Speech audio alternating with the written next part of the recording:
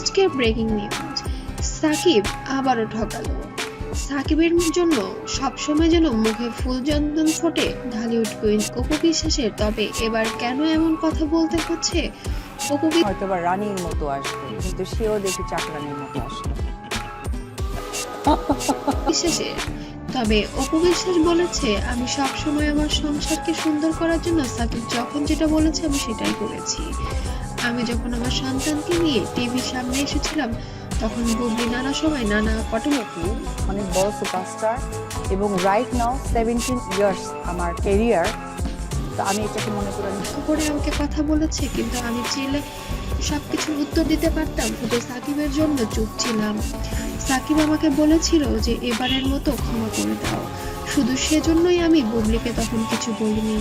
তবে আর আমি ছেড়ে কথা বলবো না, কারণ একটি সময় সাকিব আমাকে ঠকিয়েছে।